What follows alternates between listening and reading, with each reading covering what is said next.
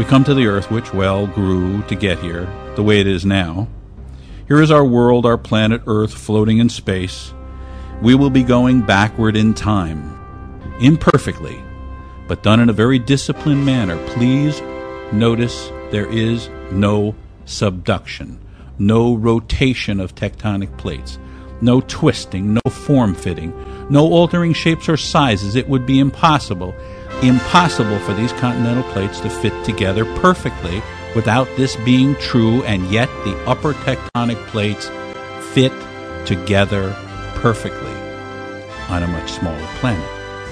Yes, there's been some erosion, landslides, blah blah, but overall this activity is insignificant. There is a kind of conspiracy of silence among certain scientists. They know but are not telling you that the upper tectonic plates of Earth also join in the Pacific. Not partially, they join totally. You are asked to believe that the continents swim or drift about willy-nilly, bumping and crashing as if they were on a greased skillet. This is not true. The simple truth is apparently too upsetting to too many apple carts. We're now going forward in time to show how the actual growth of the Earth took place. Imperfect as to details, but the overall is nailed. Antarctica, as you see, has become subtropical. Africa, on a smaller globe, moved way downward under the globe. In fact, for hundreds of millions of years, the bottom of Africa was the South Pole. South America's tail goes under and wraps around the bottom of Africa. Then, incredibly, it joins coast with Antarctica. 65 million years ago and more, these continents were joined, and marsupials like the duck-billed platypus roamed from Australia, Antarctica, and across southern South America and up into Africa. The platypus. Dinosaurs roamed all over this world on the upper tectonic plate because there were no oceans, just shallow seas. Here today, Antarctica is frozen over, and Australia and its surrounding islands are the remaining home of marsupials. Do you see how broadly the Pacific is opening compared to the Atlantic? This is exactly why the knee-jerk Pangea theory exists. The Pacific spread is too difficult to easily visualize because it's so big. The Atlantic spread is so obvious that a child would recognize it, but they are the same.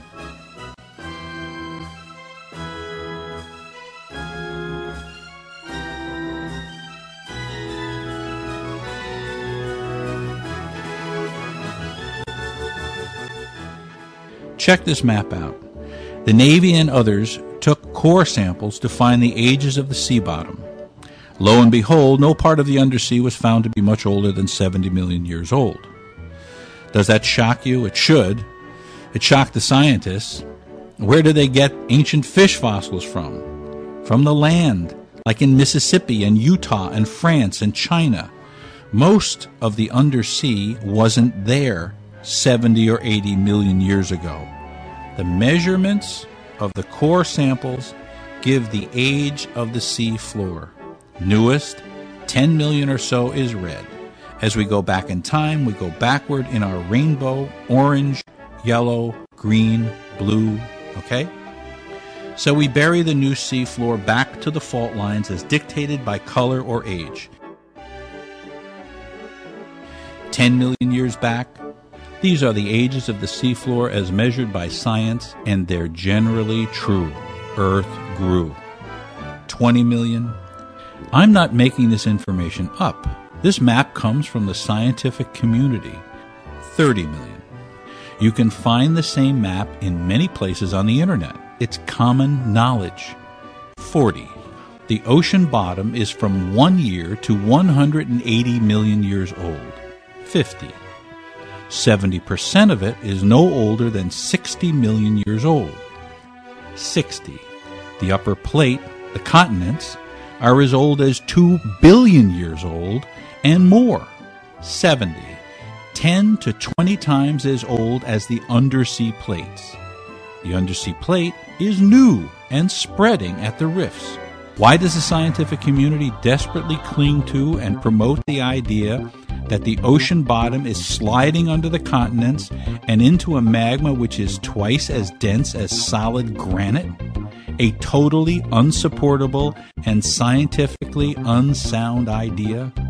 They have to. Or else they'd have to observe and admit that the Earth is growing. And that, viewers, is a very big deal. That would change everything in science, from the smallest particle to the whole universe. 100 years of scientific theory out the window. That's a lot to give up. It's important to remember that science and the universe should and must be easier to understand as we go back in the universe's evolution. This is an undersea map. As a kind of test for ourselves, we deemed it important to show that not only the upper plate had to fit properly together, but the undersea had to spread in a logical, reasonable pattern that we could see and understand as rational humans. Do you see those lines in the undersea which, beyond information, show direction? The direction of movement apart and away from the rifts. In fact, it's like a movement diagram, isn't it? We're moving now. Let me point out that the newer undersea near the rifts is smoother and more regular than the older land further away from the rifts. Here in the Atlantic, the rift goes right up the middle. Half of the Earth's growth has happened since the extinction of dinosaurs. This means that the Earth is accelerating in its growth. In the last 65 million years, Earth nearly doubled in size. The last redoubling took 600 million years, at least. We're continuing all the indicated undersea directions like following a blueprint. The Earth guides us.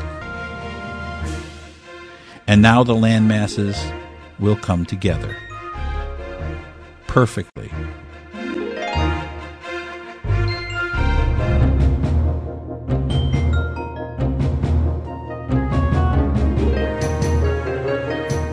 As we now go forward in time from 185 million years ago, please notice there is no subduction, no raising and lowering of land masses. There can't be.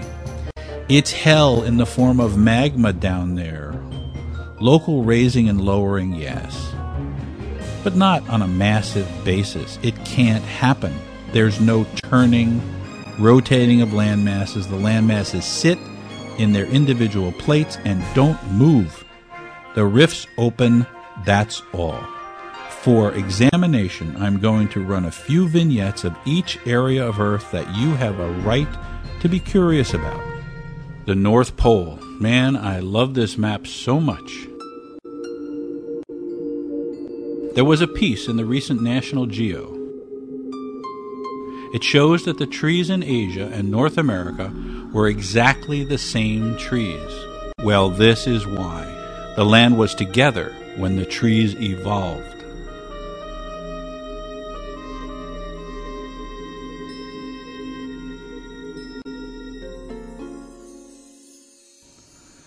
The South Pole.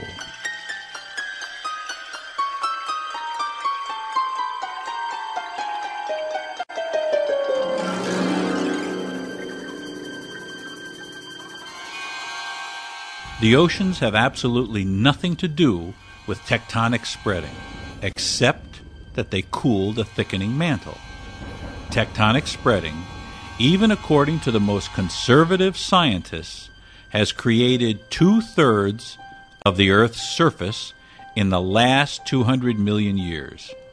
And therefore, the same must be true on all planets, including Mars. Must. And we can see the younger spreads on Mars just as on Earth. But there is, just as clearly, no subduction on Mars. It can't be both ways. You either have spreading and subduction, or you have only spreading, and you must have spreading. Or you can continue to ignore the facts and say, as the ancients said, that the Earth is unique and singular in the universe, and that we are the center, and the universe rotates around the Earth.